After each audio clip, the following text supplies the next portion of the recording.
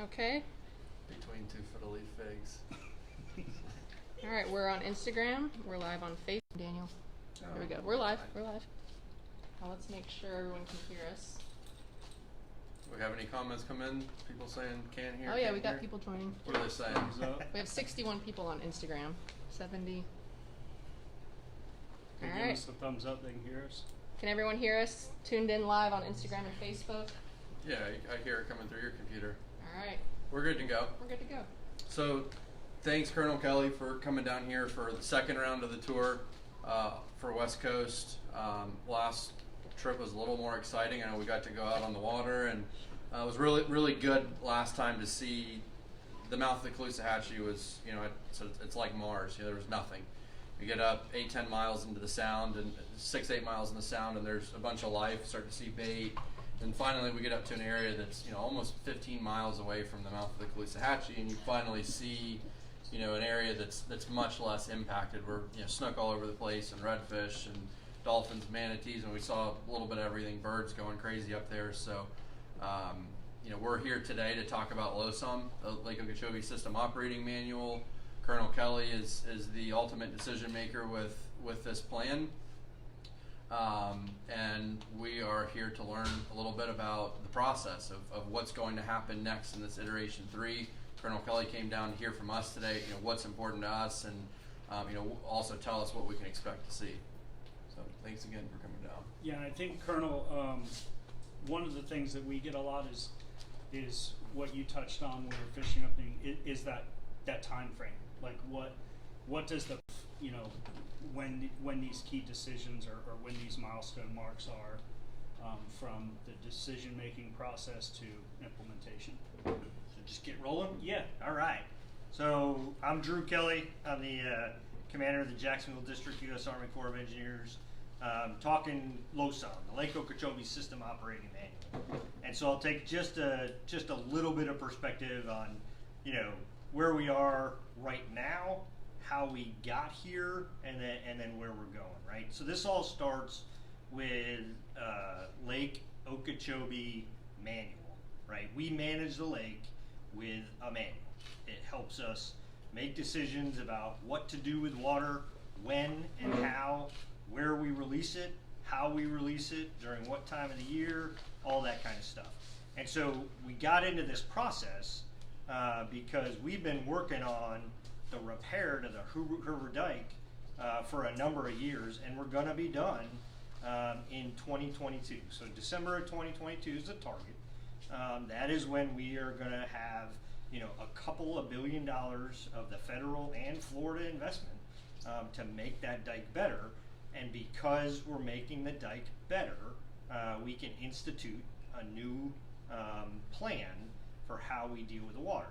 And so we started this a little over 2 years ago in trying to figure out how we can affect changes to the way we operate Lake Okeechobee. And so what have we been doing for the last 2 years, right? So what we have been doing for more than 2 years, number one, we spent a lot of time on the front end trying to figure out what is the best way to manage the lake.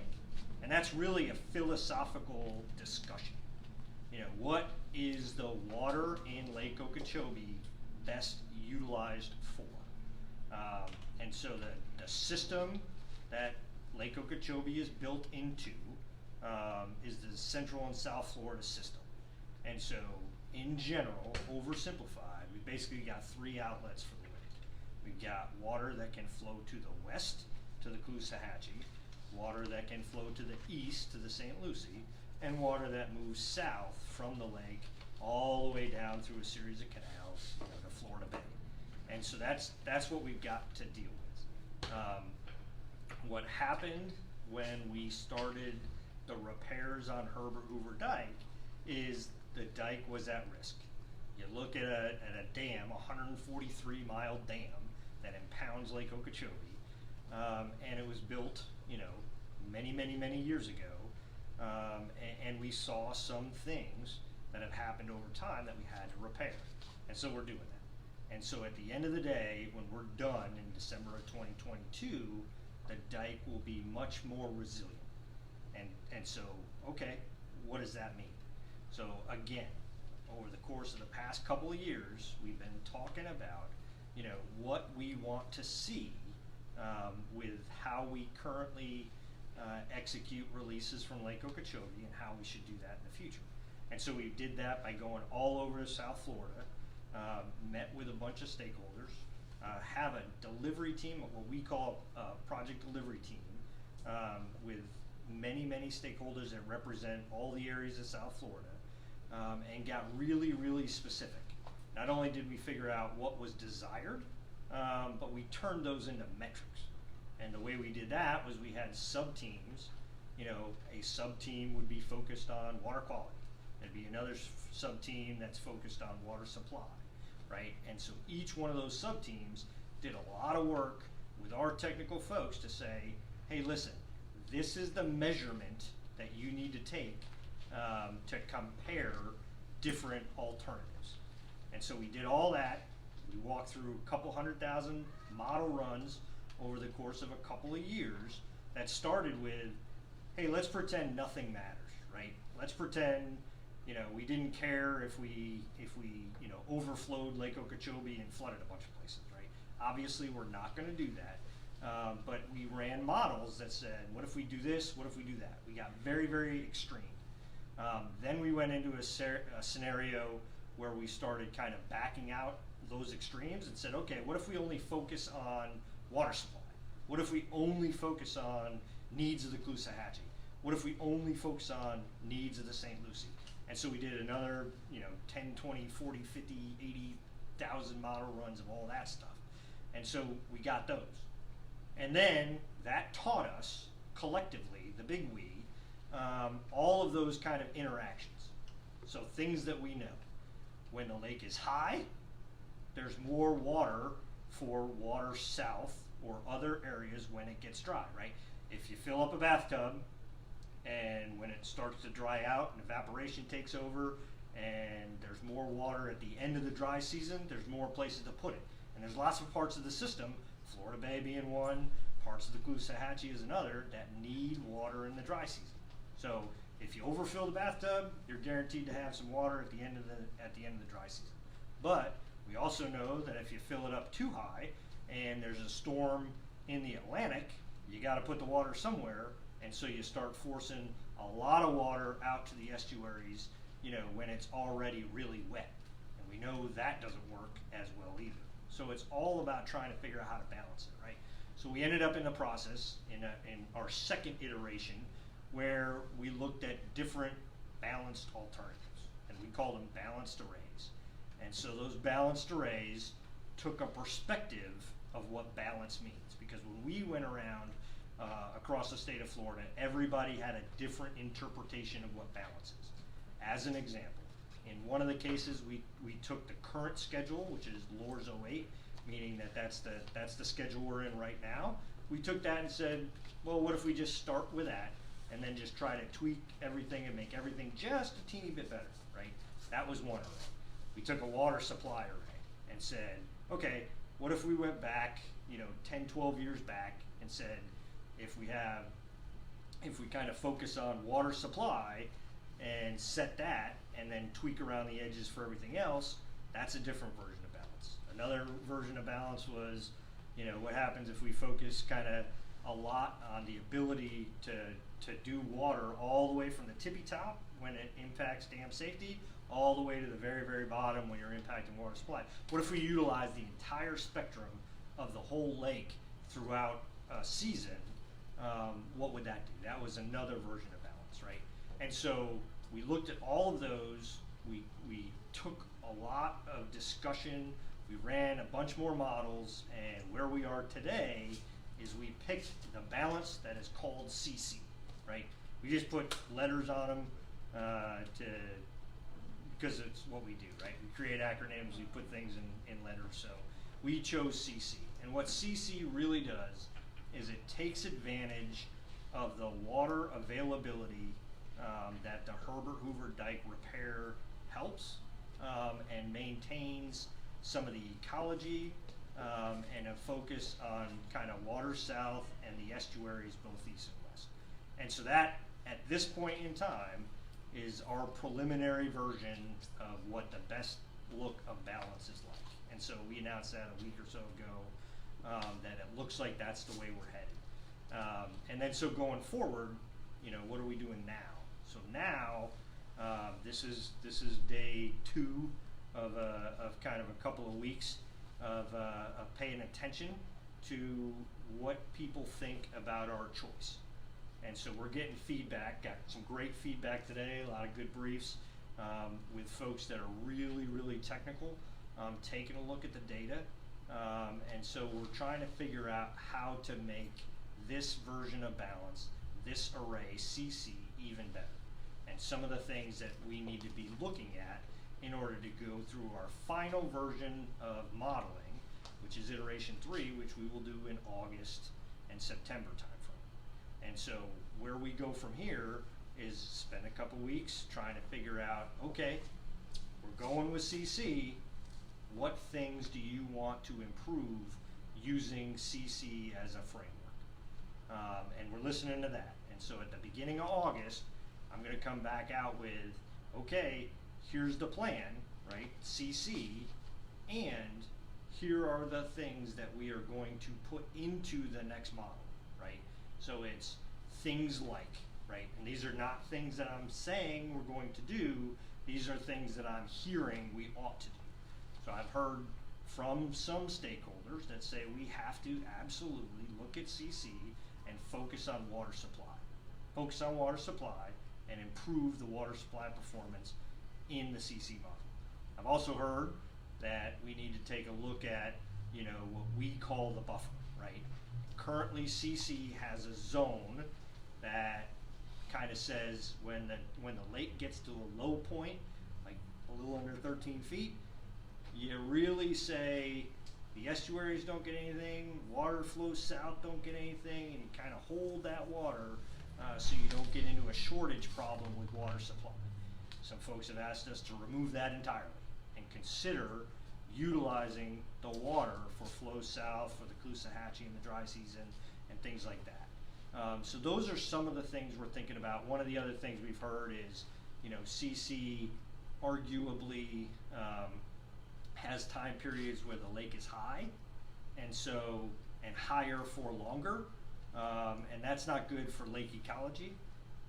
And so one of the things we've heard is, hey, think about a correction mechanism like we did kind of in 2019.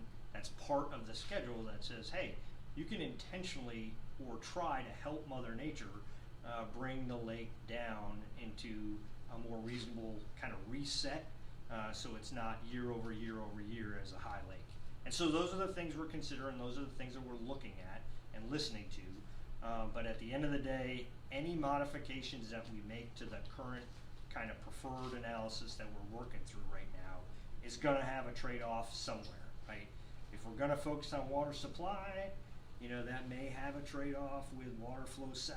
If we're going to focus on equitable distribution, you know, all the way to the water shortage, you know, what is that going to do for water supply? What is that going to do to the estuaries? You know, and then you know, what do you do with 3 points of exit for the lake, east, west, and south? And are we utilizing all 3 of those equally or fairly, I guess is a better term, across the board? So each one of those things that we're going to deal with has a kind of push-pull, right? There's a trade-off embedded in there, and so that's what we're really focused on, is trying to figure out, you know, what we can do to make the current system better, to make the current plan even better, and managing some of those trade-offs, both in the philosophy and the logic and how we make day-to-day decisions, but also in the performance that we look at over, you know, decades long. How many times does the lake get into this? How many times does the estuary get into that? And so I guess I'll just stop there, if that makes sense. Yeah, Did I miss something? No, that was great. To kind of just recap that timeline, you know, you went through a process of hundreds of thousands of model runs to try to come up with a starting point of a plan, which is where we got to. You got down to 5 of them, and that's where ultimately last week we got to with Plan CC. Now you're in a a time frame of where you're receiving feedback on modifications that would be made to CC or trade-offs within that, and that process will last through end of September. Is that Yeah, right? probably, yeah, October-ish. Okay, and then at that point you'll have a better idea of what you're going to try to achieve with CC. Yeah, and good point. Thanks. So I didn't kind of follow through with that, right? So between the August and October time frame, that's when we go back. We do another iteration of modeling. We kind of tweak the plan, and then we get to work on actually writing, right? Because what happens is the manual is a written document. Mm-hmm. It's nouns and verbs in paragraphs that kind of guide the water managers and the district to make decisions on a day-to-day basis that we can, that we decide any given Tuesday 2 years from now, how are we going to make release decisions? And so that really happens, kind of through that process. And then we have to do what's, our NEPA, our environmental impact statement, right? So an environmental impact statement on the plan. We have to produce a draft report that goes back out to the public. We anticipate that in February of 2022 with a final decision right around Thanksgiving time in 2022 so that we can go when we're done with the dike. When the dike is done in December, we want to be able to switch from the current schedule to the Lake Okeechobee System Operating Manual seamlessly. And so we're not stuck with the schedule we got when the dike is done. And we can immediately go through that. So we've got a long way to go.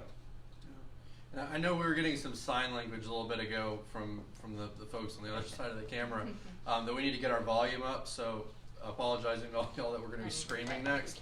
But are they able to hear us? Can they hear the conversation? Yes. They can hear. They said it's low on Facebook, but not Instagram. Okay. So some of the things that the Colonel heard from us today from captains, we want to see decreased overall volume, especially the stressful and the high volume discharges to the Caloosahatchee.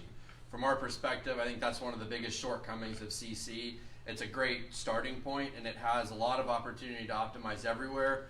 We want to see, those, anytime we get more than 2,100 cubic feet per second out of the Franklin locks here, the S79 structure, it's bad for everything downstream. However, up to 2,100, we actually do need that flow. So the one really good thing about CC for the Caloosahatchee is it gives us that in the dry season, which also helps by taking the lake down. So there's less water that we have to take during the wet season. So we want to, Captains for Clean Water wants to see less of those flows, 2,100 cubic feet per second up in this iteration 3. And the other major thing that we want to see, which the Colonel also touched on, was water flows south. We want as much water flowing south down to Florida Bay as we possibly can until we hit that water shortage line. Right now, CC caps that at 13 feet.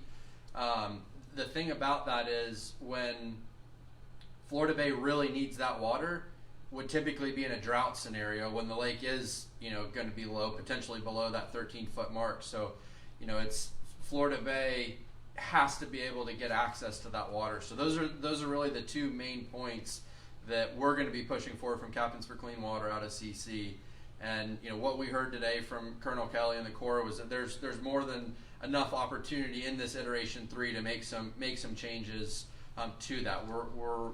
Can you explain how that, what kind of changes we would be able to make in iteration 3 for all the folks that are listening that maybe don't understand that process? Yeah, sure. So one thing we absolutely noticed, and you hit on it directly, right? So as we develop the different balance, one thing we know for sure about Plan CC is it absolutely benefits the Caloosahatchee. It does in a lot of ways, but there is the kind of high volume, high release points that are perhaps a little bit too tough to swallow for the West Coast stakeholders in the Caloosahatchee specifically. So that is something that we potentially have to take a look at in CC. And so the trick is, where do you put the water if it's not going to the Caloosahatchee?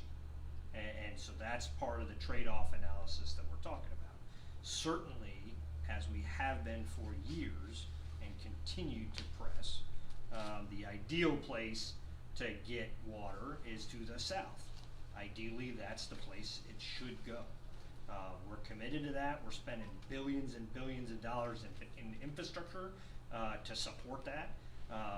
We've got a huge momentum for those who follow the Everglades restoration program that the Corps and the state are heavily engaged in, right? Tons and tons of money and effort going in to create the infrastructure to be able to do that even better in the future, right?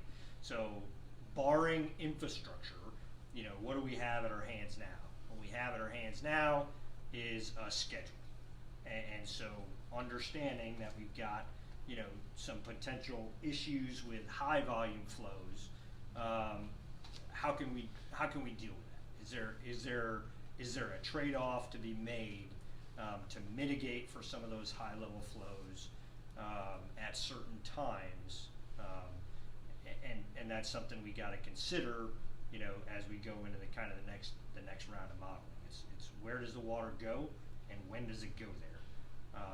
And so we'll be paying attention to that as we kind of go forward. Awesome. Yeah, and one of the things that at Captain's that we see is we see the major harm to our fishery during the really wet time of the year when we have those really high flows on top of our local basin runoff. What we also see is the major harm as far as water flow goes to Florida Bay, like Daniel said, is during the really dry time of year when we see those big salinity spikes. So that's where we've asked the Colonel and his team to look at, can we make some tweaks in there that would help Florida Bay in the dry season that would create more capacity and benefit for our estuaries on the east and west coast during the wet season. And this is the operations part. For a long time we talk about SERP and SEP and the infrastructure part of Everglades restoration. This is the operations and how the water is managed through those infrastructure projects. Take some questions? Yeah, do we have some questions? It looks like you got a whole bunch of them. We have a couple questions. So there's a lot coming through about the large-scale discharges from LACO, which I know you've kind of talked to, but I don't know if there's anything you want to add. Rep Morris asked, when will harmful discharges coming from Lake O to the west coast be addressed properly by a management plan? For years, all we've had is lip service with no real action. So there's kind of like a couple questions. Yeah, there's a little bit embedded in there. Yeah, so Thank you, Rhett, for tuning in today. I know he's probably fishing and taking the time to do this. As you're out in the water guiding. We definitely appreciate it. Yeah, so I mean, this is the time, right? So this is the newest operation manual that we can codify some of those decisions, in a manual. I will say, that flexibility in the manual, regardless, is something that we're looking forward to. And just as an example, right? Just to use a recent event that everyone's kind of familiar with, we came out of the fall of last year with some pretty significant rain. I mean, Ada and the month prior, hugely significant, and to the tune of about 300%, I think, in October, and so we were in a recovery mode in the January, February, March timeframe. The bottom half of the system was completely saturated. There was no water moving that way from the lake whatsoever. Everything was trying to get drained out. South Florida Water Management District did a fantastic job getting us through that part.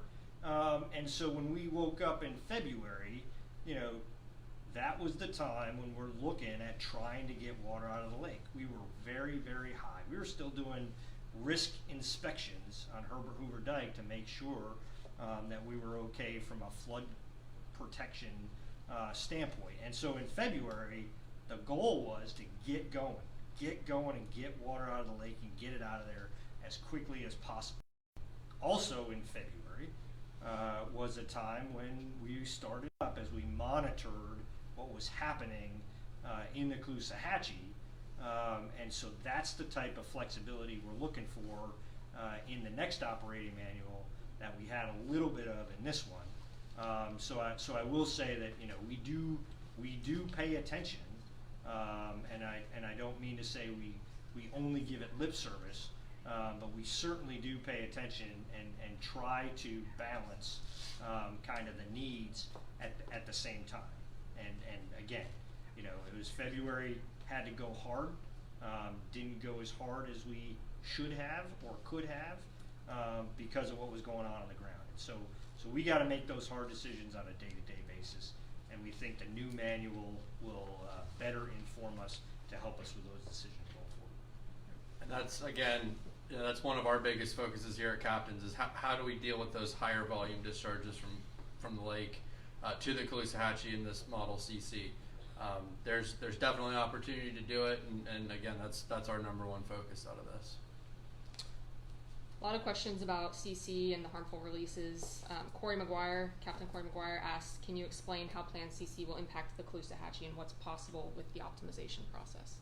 Sure. So CC, as I mentioned before, does well in terms of low and optimal range, right? So in the low flow periods, CC does a much better job than Lures in terms of giving the Caloosahatchee what it needs in the drier times. And that's critically important to maintain some of the ecological and the resiliency of the estuary. You know, we targeted very intentionally because that's what those sub-teams, if you remember when I was talking, the sub-teams focused us in on, you know, getting in that optimal range. You know, the optimal range up to 2100 CFS as most often as possible, again, to maintain some of the salinity regimes and things like that to maintain the ecology of the estuary, to keep it resilient over time. And then you get into, you know, when water has to be taken off the lake, you get into some high flow periods. And so what we see in CC is while it does really well in kind of those first two, it doesn't do as well in the third. And so when you get into optimization, that is something we can or might consider when we get into optimization of taking a look at, you know, those higher releases or those more stressful, as you had mentioned earlier, the more stressful releases in way we go forward. And so, you know, what does that do and what's the trade-off we got to implement? Short answer is not sure yet, but we need to at least consider that when we go into optimization to figure out, you know, how to take a look at that more specifically. Yeah, and I know the marinas that both Captain Corey and Captain Rhett, two separate marinas, they're both you know, over 20 miles from the mouth of the Caloosahatchee River, so they're feeling those impacts, you know, almost exclusively from those higher volume discharges. So I think it's, you know, that's they feel it in a lot of different ways. It pushes fish around. It pushes fishermen around. You know, whenever we have an unhealthy Caloosahatchee, lower Caloosahatchee estuary, those impacts are definitely felt far beyond just that one little region. So you know, it's they probably don't have a whole lot of impacts from the low flow, but they certainly do. You know, when you get, you know, stressful and above is when their fisheries are going to start to be impacted. Chris Davison from out on Sanibel. It seems like every time we receive massive discharges, the STAs and WCAs are full already from water supply and do not provide capacity for other users. Could these outlets be used more equitably so when all users have excess water, all users get capacity from these structures? Yeah, so I mean, so that's one of the things that we are working with South Florida Water Management District on. You know, when it's wet everywhere. I mean, that is absolutely true. And so, you know, there is a capacity within the stormwater treatment areas. There is a capacity that's in the water conservation areas. I know, you know, one thing you could say is over the past period of time, the management of the stormwater treatment areas and the technology that's gone into making them even better is continuously getting better. And so we're seeing, you know, in the past couple of years, we're seeing kind of what's able to be done within the constraints of capacity, as you well note, with both the water conservation areas and the STAs. One of the things that we talk about a little bit, again, just like last year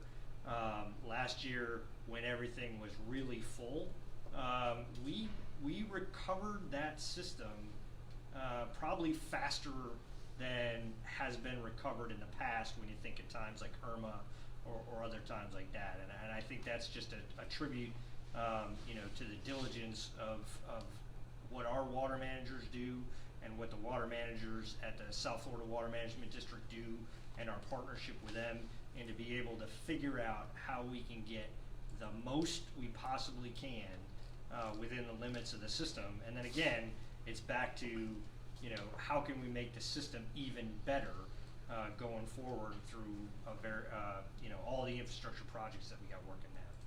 Yeah, that's a good point you make there is, the ability, the tools that you have to move water. And this plan that we're talking about being developed, LOSOM, will basically dictate or give you the framework of how water is managed for the next decade or so. What we also know is over the course of that decade, we're going to have more tools come online. There's removal of Tamiami Trail roadbed, the curtain wall around the 8.5 square mile area. There are things that as we go will enable you to effectively move water throughout the system more efficiently. And I think having that in mind, this plan, whatever it is, can't solve all our problems altogether. It's a matter of mitigating and reducing the amount of harm that different parts of the system are currently feeling. Yeah, I want to pause here for a second. Actually, Kristen would probably be real happy with me for saying that. That's her line. But I know we probably had a lot of new people that have joined since we started. This is Colonel Kelly. He is the district commander from the Jacksonville district of the Army Corps of Engineers. On a listening tour, we're talking about the new Lake Okeechobee System Operating Manual, LOSOM, and changes or potential changes that can be made in iteration 3. So that's what we're doing here. And we had a good meeting with other stakeholders this morning as well. And we're looking to figure out how we can optimize this plan even further. I think if you could build on Daniel and Chris, what Chris was talking about earlier, we're having some comments about nutrients and nutrient pollution, and I think Chris touched on it earlier about LOSOM addresses flows and the difference. Can I add to that? One of the questions we get most from the general public is, does this new plan help or hurt Southwest Florida in terms of blue-green algae, more or less likely to have a 2018 repeat? That kind of same. Yeah, so that's a loaded question. So we look at fixing this problem from a three-pronged approach. You have infrastructure, operations, and nutrient pollution. The Corps is mostly responsible for the operations component of that. The infrastructure is largely a state, but it's also a federal component, and the Corps is involved with that as well. Those are projects like the EAA reservoir, the C43, the C44 reservoir. The nutrient pollution has a lot to deal with pollution, and when I say pollution, it's not like plastic, it's nitrogen and phosphorus flowing off the landscape. That's pretty much exclusively a state issue. However, with LOSOM, the overall quantity of water we get from Lake Okeechobee, which has a pretty high nutrient load in it, that can definitely impact the nutrient load we have both on the southwest and the southeast coast of the state. So the main piece of that component that LOSOM addresses is the operations, right? It's the book that tells the Corps how we manage who gets water, where, when, why, all of those things from Lake Okeechobee. However, the infrastructure, as Chris mentioned and as Colonel Kelly mentioned, the infrastructure comes into play here as well, because the more infrastructure we have, think of it like plumbing, the better drain field we have, the better Everglades we have, with all these billions and billions of dollars worth of projects that we've been working on, that we've been advocating for, and pretty much everybody across South Florida has been advocating for. The more of those projects you have, it's more tools in the toolbox for the operations. So that's why those two really go hand in hand. And then the nutrient pollution side of it, I mean, again, the less water overall we get that flows to the Caloosahatchee, it's the less nutrient load. We know that red tide, blue-green algae, they're not picky eaters. They like nitrogen, they like phosphorus, and having that abundant in the water is not a good thing. However, most of the vast majority of the nutrient pollution battle is going to happen outside of Losum. That's dealing with legacy nutrients, in Lake Okeechobee, in the Kissimmee River, and all the rivers, as well as all the new nutrients that are coming in every single day, every single time it rains. So there's three different things. It's overall a huge, massive, series of issues. But this conversation today is about the operations. Did that answer the question? Yeah, and to add a little bit to that, we do see timing-wise, the greater risk of seeing blue-green algae come to our estuaries is coincides with those big high flow times, the wet season. So and that also is when we see a plume push farther out into the estuary. When we have local basin runoff on top of discharges from the lake, we see that plume of water push farther. So it has a greater ability to come in contact with red tide when we get, much, much higher pushes of water. So the water to the Caloosahatchee in the dry season, when it is beneficial to maintain salinities, also carries a less risk generally of that blue-green algae input and fueling red tide. So that kind of comes back to looking at how we can build capacity, get water south in the dry season where it doesn't bring those same risks because the water's being cleaned, and reduce those big harmful discharges during the wet season. We got a question from Bob Brooks. You spoke of balance. We understand that the St. Lucie cannot take near the volume that the West Coast can. However, please explain how no releases to the East Coast meets the balance you speak of. All stakeholders must share in the adversity of these releases. Yeah, absolutely. And again, so when we started talking, there's three ways that the system was built, three release valves for the lake.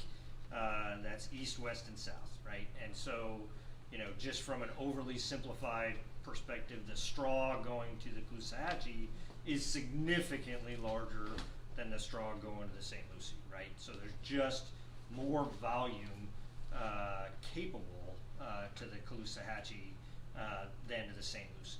The Caloosahatchee also, needs some water from Lake Okeechobee. That's what happens. So it needs water at certain points in time, and so we're very mindful of the needs of Lake Okeechobee water for the Caloosahatchee. Plan CC does, allow or does suggest higher volume flows to the St. Lucie once you get into the upper end of the spectrum. And so once the lake levels get higher, especially in the wet season, there is absolutely flows to the St. Lucie during those times, that's in CC.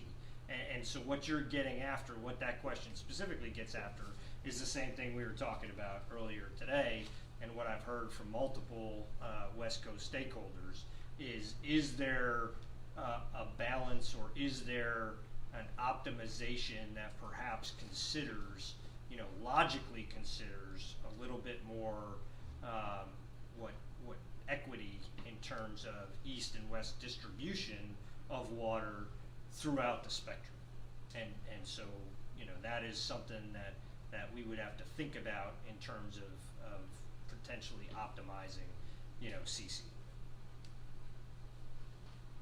Yeah, so CC it's not like the plan of CC as it is the way it's going to be managed. This is the starting point, and this is that optimization phase where we look at how do we tweak it to have the greatest balance. We have another question from Captain Corey McGuire. Why didn't we see a plan that was better for the Caloosahatchee in iteration 2? We did, right? But it was worse for it was a lot worse for other parts of the system, and I think the idea is that you come up with a plan that is equitable for the most amount of stakeholders. Would that be right? Yeah, absolutely. I mean, so one thing we saw in, when you look at the balanced plans, and if you followed it or if you look at it, right, CC isn't the best at, it's almost the best at nothing, right? I mean, it doesn't perform all that great, or it wasn't the #1 best thing for just about anything, but it scored in the top 3 out of 10 out of the 11 metrics, right? So you're getting second places and third places across the board, across all of the different metrics that we were looking at to do comparison.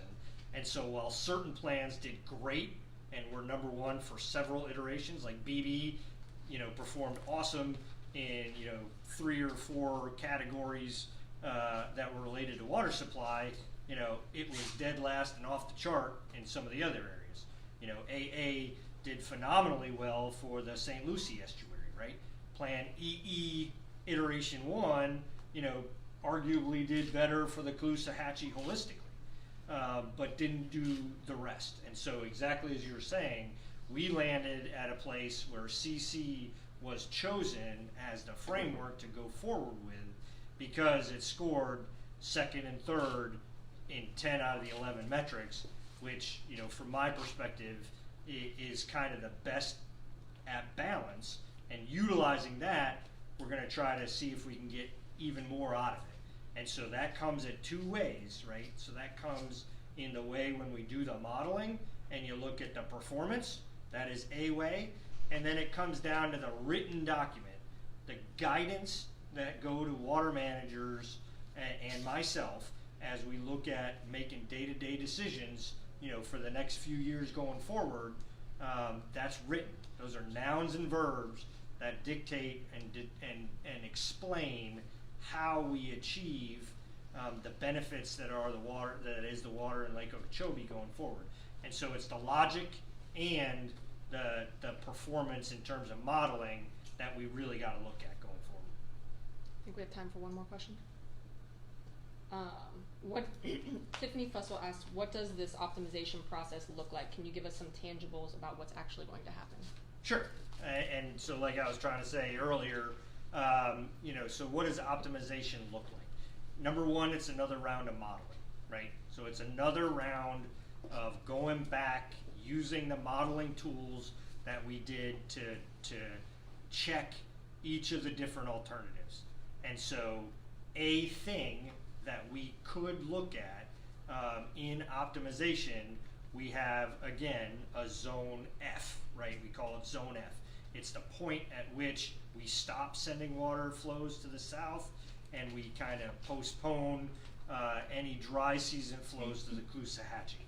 So one thing we could do in that modeling effort is to get rid of zone F. We could take a look at what if we just take that line away and allow water to the Caloosahatchee or water flow south or both, all the way down to the very lowest water shortagement band. So that is a tangible that we would look at or could potentially look at in modeling. And then we could also look at something like a correction for lake ecology. We know that over a couple of years, if the lake is really high, like 16, 17 feet, you have some issues with sunlight getting to the lower portions of the lake, and you have marsh issues, you have subaquatic vegetation issues, and lake ecology isn't good. And so is there a way to say every so often, or here's the criteria by which we would look at potentially doing like what we did in 2019 and try to get the lake lower, bring the lake into its version of balance going into the future so you don't have multiple years on top. Those are 2 kind of things that we could potentially do. One is more logic focused, one is more performance focused in modeling, but that's where we're looking at, that's what the optimization really looks like tangibly. All right, one more. We have 1 minute. Captain Ozzie Lessinger asks, can the low water mark be tweaked to help the Caloosahatchee in the wet season and Florida Bay in the dry season? So that's basically Pretty what much he we said. just That said it, yes. that zone F is that low water mark that kind of in the current CC determines when you start conserving water and holding it back for. So yes, that tweak could be, look, we're gonna pull that down and remove it to where we can give Caloosahatchee water even in those lower stages, or give Florida Bay or the southern part of the system water in those lower stages. Yeah, and again, one of the biggest things we're going to be pushing, we know that St. Lucie doesn't want the water. They've said that a lot. We don't want it either. And we definitely want to see some optimization from the Caloosahatchee side. We're getting too much water. We want that valve shut just a little bit more for those stressful and high high damaging discharges. Having said that, we all have to be realistic in this, and that SERP is not completed. We don't have the full 68 projects completed, so I don't think any estuary can expect there to be massive benefits over the baseline that we have right now. I mean, we have the Herbert Hoover Dike has been fixed, it's been repaired, but it's how can we spread benefit from the baseline of where we're at right now, which isn't working for anybody? How can we get that all a little bit better? And for us in the Caloosahatchee, is just shut that valve a little bit more. Let's close with what people can do to provide input on this. So Colonel Kelly's address is. Let's give him a cell phone. Oh, I think everybody's already got that. certainly by the amount that I get and what I hear. So honestly, first, I'd just like to say, remarkable participation across the board, right? For the past 2.5 years, between our public engagements, between our project delivery team engagements, between direct engagements with elected officials, I mean, we are not input poor, right? We have gotten a phenomenal amount of input kind of going forward. So keep pushing on guys like this, right? Tell them what you're thinking. We've heard from a lot of different NGOs. We've heard from your elected officials, right? So we're getting the input. There is no doubt. But there's no time to be complacent, right? It's not this happens in October and everybody takes a nap for a decade. That is not the case, right?